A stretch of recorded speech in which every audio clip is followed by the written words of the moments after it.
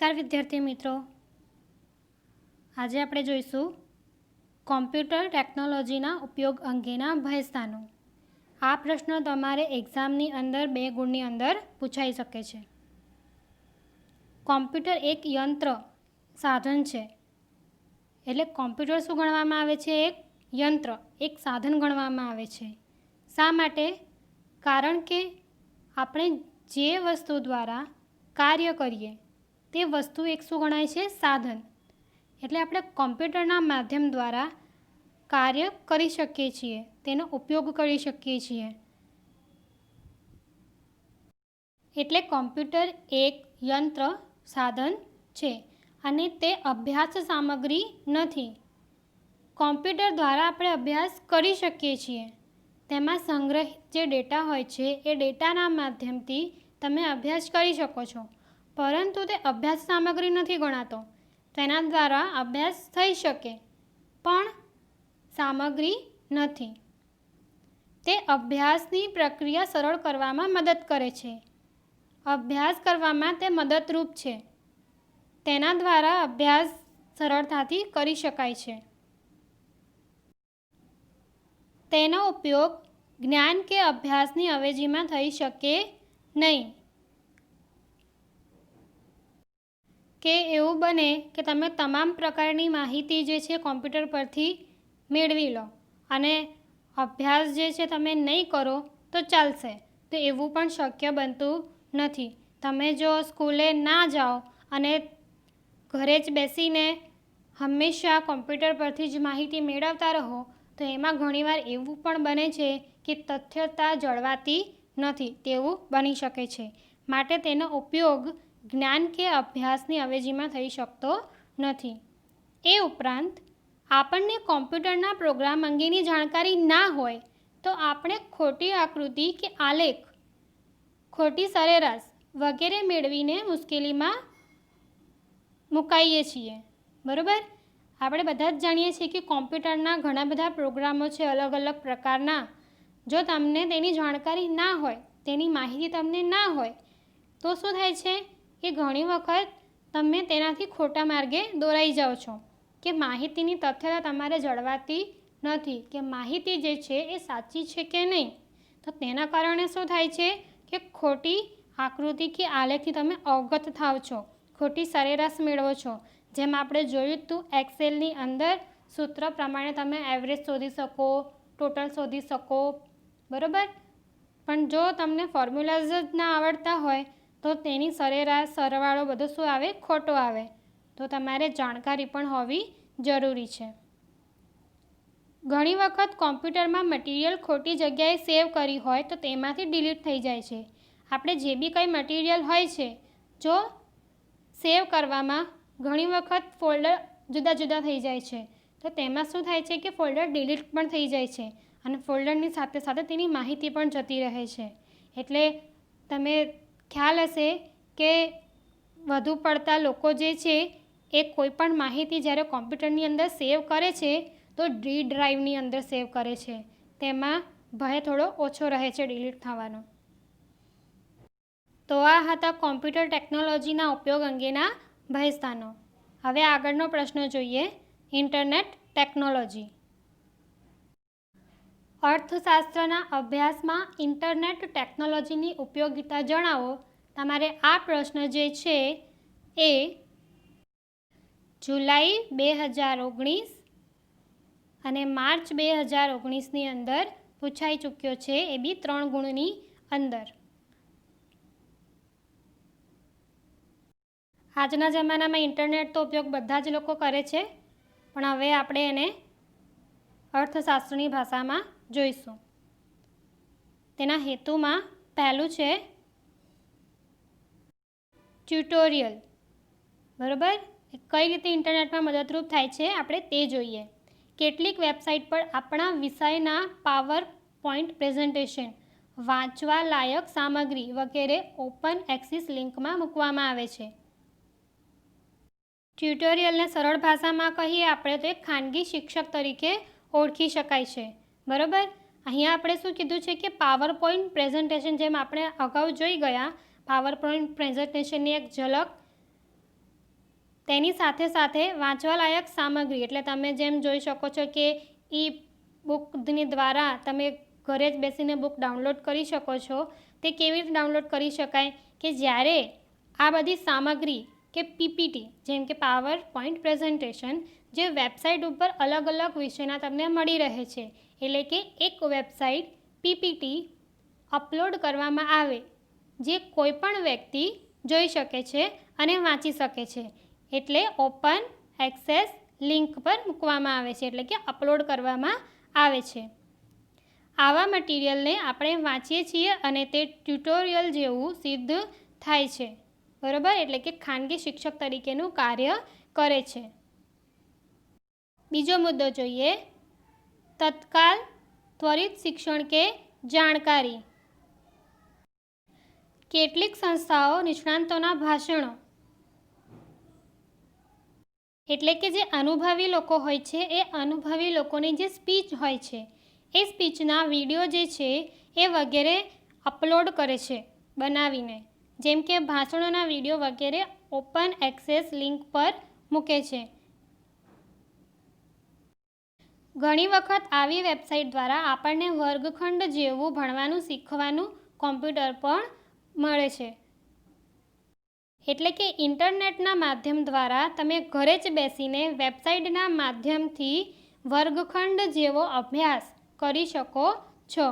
દાખલા તરીકે અહીં આપેલું છે, અર્થશાસ્ત્ર અને અન્ય વિષયોમાં વિશ્વવિખ્યાત યુનિવર્સિટીના તજજ્ઞોના વ્યાખ્યાનો ઉપલબ્ધ હોય છે, જેમ કે યુનિવર્સિટીના જે છે તજજ્ઞો એટલે કે અનુભવી લોકો જે છે એ પોતાના વ્યાખ્યાઓ જે છે પોતાના અનુભવના આધારે અપલોડ કરે છે, જે તમે ઘરે જ બેસીને જોઈ શકો છો. ત્રીજું છે વાંચવાલાયક સામગ્રી. અસંખ્ય પુસ્તકો ઇન્ટરનેટ પર વિનામૂલ્યે વાંચવા મળે છે. ઇન્ટરનેટ એ એવું પ્લેટફોર્મ છે કે જેના પર આપણને અસંખ્ય પ્રકારના જુદા જુદા પ્રકારના વિષયોના કે એક જ વિષયના જુદા જુદા પુસ્તકો ₹1નો પણ ચાર્જ ચૂકવ્યા વિના મળી રહે છે, બરાબર. તે ઉપરાંત જે તે વિષયના નિષ્ણાંતોના લેખો, જર્નલો વગેરે પણ વાંચવા મળે છે.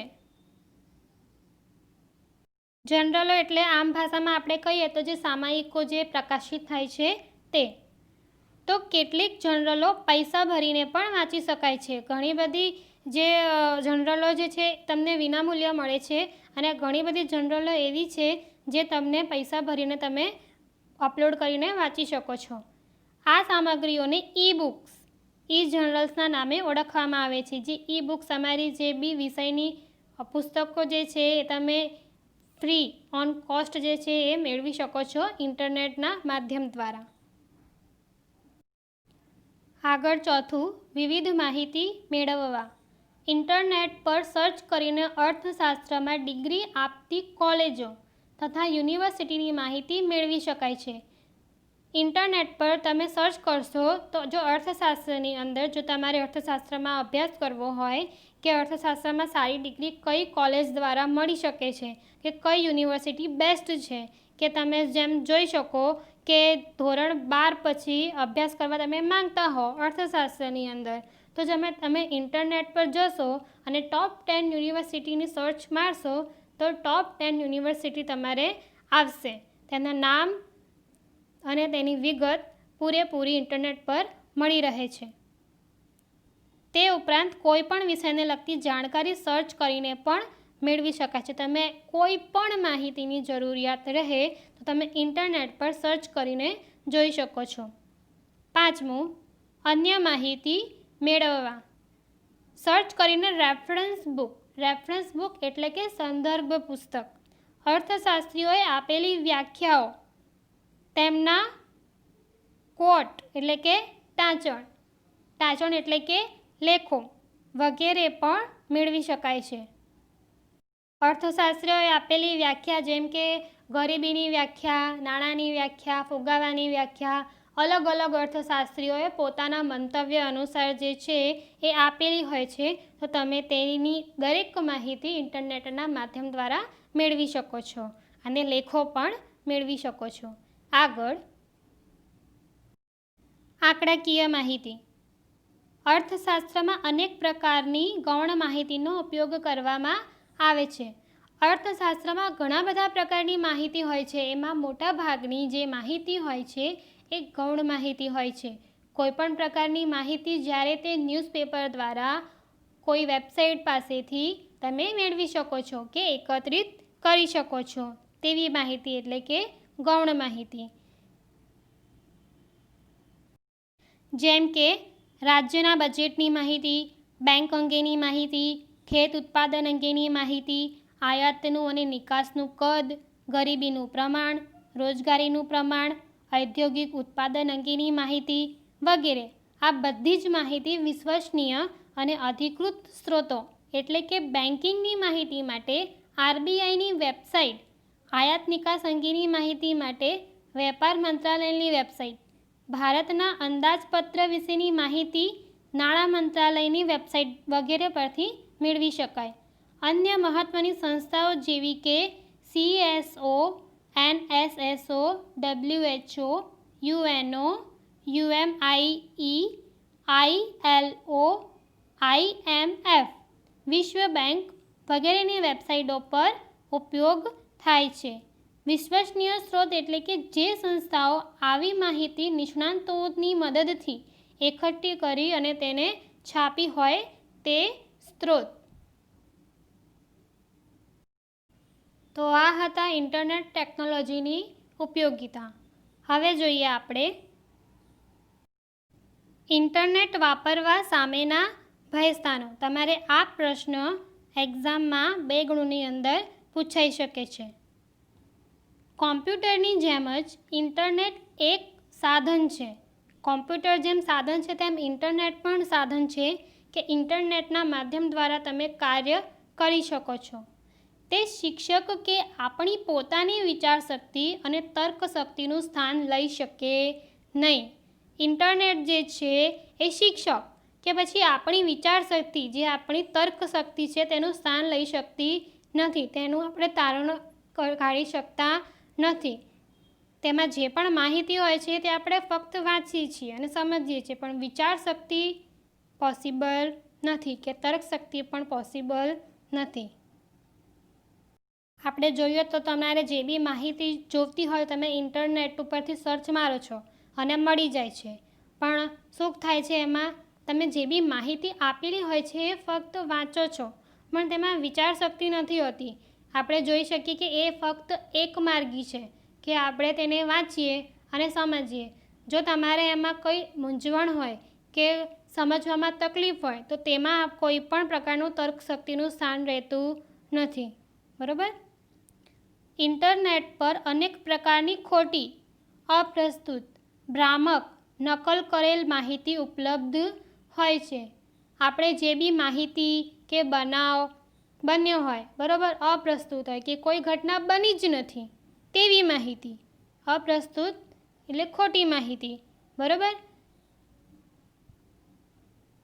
કે જે માહિતીની વાસ્તવિકતા જ નથી તેવી ઘટના માહિતી કે બનાવનો પણ ઉલ્લેખ કરેલો હોય છે. ભ્રામક એટલે કે ભ્રમ ફેલાવે, જે કે ફક્ત માત્ર તે કાલ્પનિક હોય તેવી, નકલ કરેલી કે પોતે જાતે આપેલ નથી તેવી માહિતી કે એટલે કે કોઈ બીજાના સંદર્ભ હોય તે લઈને અને તે કોપી કરેલ હોય તેવી માહિતીનો પણ ઉલ્લેખ કરેલો હોય છે. વાચકે તથા વિદ્યાર્થીઓએ આવી માહિતીઓથી દૂર રહેવું જોઈએ જેથી ભ્રમ ફેલાય નહીં.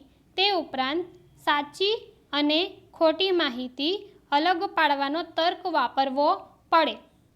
કોઈ પણ માહિતી વિશ્વસનીય વેબસાઇટ પરથી જ લેવી જોઈએ, નહીં તો ગેરમાર્ગે દોરાઈ જવાય છે. જે બી વેબસાઇટ હોય તે વિશ્વસનીય હોય તે જ વેબસાઇટ પરથી તમારે રિસર્ચ કરવું. કોઈ પણ માહિતી તમારે જોઈતી હોય તો જે વેબસાઇટ તમારે જાણકારી હોય તે જ માહિતી પરથી માહિતી ભેગી કરવી. તો આ હતા ઇન્ટરનેટ વાપરવા સામેના ભયસ્થાનો. આપણે આગળનો પ્રશ્ન જોઈએ. અર્થશાસ્ત્રના અભ્યાસમાં કમ્પેક્ટ ડિસ્ક એટલે કે સીડીનો ઉપયોગ.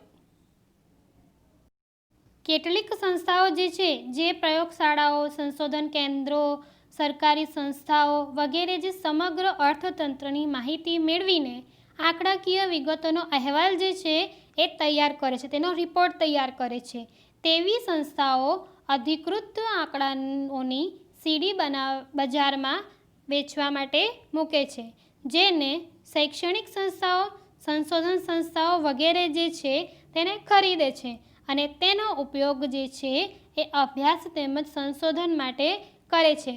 જેમ કે અહીંયા આપેલું છે કે ભારતમાં રાષ્ટ્રીય આવકની ગણતરીની સીડી, વસ્તી ગણતરીના આંકડાની સીડી, કે જ્યારથી દેશ આઝાદ થયો ત્યારથી લઈને અત્યાર સુધીના વસ્તી ગણતરીની આંકડાની સીડી તમારે તમામે તમામ આંકડાઓની માહિતી અંદરથી મળી રહે છે. ઉદ્યોગોના સર્વેની સીડી, કે તમારે જે ઉદ્યોગ કરવો હોય બરાબર તો તેના અંગેની સર્વેની પણ સીડી મળી રહે છે. NSSOની સીડી વગેરે ઉપલબ્ધ છે. NSSOનું ફૂલ ફોર્મ તમારે 1 માર્ક્સમાં પૂછાય તો શું લખવાનું? નેશનલ સેમ્પલ સર્વે ઓર્ગેનાઇઝેશન. NSSO જે છે એ આપણા રાષ્ટ્રીય સ્તરે કામ કરતી સંસ્થા છે. અર્થશાસ્ત્રમાં કોઈ પણ પ્રકારની આંકડાકીય માહિતી જોઈતી હોય તો તમામ પ્રકારની માહિતી જે છે એ NSSO એકત્રિત કરે છે. અર્થતંત્રની ઘણી બધી માહિતી માટેની સીડી જે તે મંત્રાલયના આંકડાકીય વિભાગોમાંથી મળી રહે છે. વળી કેટલીક સંસ્થાઓ CMIE એટલે કે centre of monitoring Indian economy વગેરે જે છે આંકડાકીય માહિતીની સીડી વેચે છે તથા સમગ્ર અર્થતંત્રના મહત્ત્વના આંકડાઓના સોફ્ટવેર બનાવે છે. જો કે તે ખૂબ જ ખર્ચાળ છે. જે સોફ્ટવેર આંકડાઓ માટેના બનાવવામાં આવે છે એ સોફ્ટવેર જે ખૂબ જ મોંઘા ભાવમાં બજારમાં મળે છે, જે સંશોધન સંસ્થાઓ કે કંપનીઓ દ્વારા ખરીદવામાં આવે છે. સામાન્ય માણસ તે ખરીદી શકે નહીં. હવે આપણે જોઈએ કોમ્પેક્ટ ડિસ્ક સીડી વાપરવાની મુશ્કેલીઓ. તમારે આ પ્રશ્ન બોર્ડની એક્ઝામમાં 2 ગુણની અંદર પૂછાઈ શકે છે. અર્થતંત્રની માહિતી આપતી સીડીમાં અનેક પ્રકારના આંકડાઓ આપેલા હોય છે.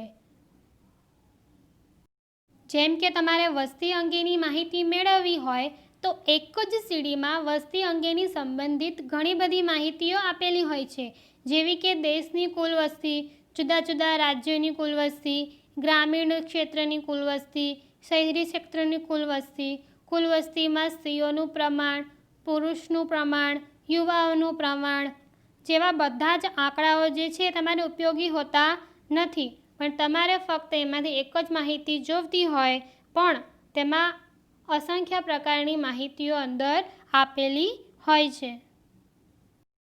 તેમાંથી આપણને જરૂરી આંકડાઓ શોધવાનું કાર્ય જે છે ખૂબ જ મુશ્કેલ હોય છે.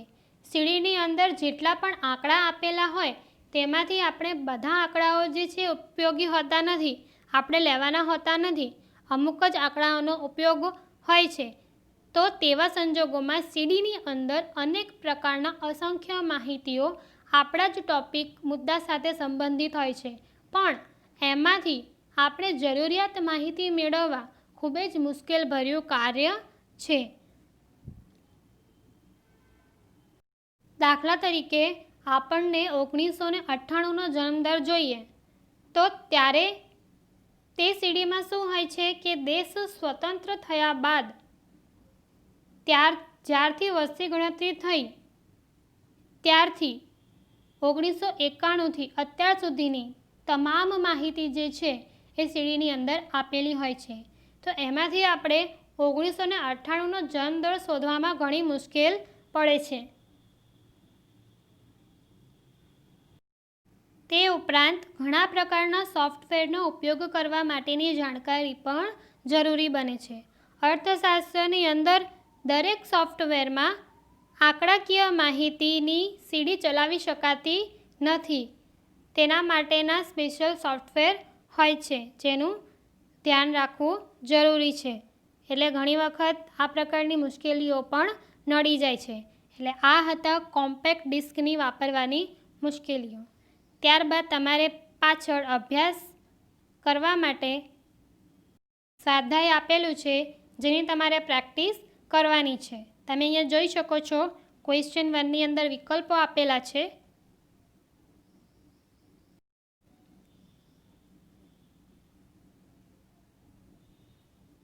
ક્વેશ્ચન 2ની અંદર એક વાક્યના પ્રશ્નો આપેલા છે. ક્વેશ્ચન 3ની અંદર ટૂંકમાં જવાબ આપો પ્રશ્ન આપેલા છે, તમે જોઈ શકો છો. ક્વેશ્ચન 4ની અંદર મુદ્દાસર જવાબ આપેલા છે અને ક્વેશ્ચન 5ની અંદર વિસ્તારપૂર્વક જવાબો આપેલા છે. તમારે આ પ્રશ્ન નોટબુકમાં લખીને તમારે પ્રેક્ટિસ કરવાની. તો અહીંયા તમારો ચેપ્ટર જે છે એ પૂર્ણ થાય છે.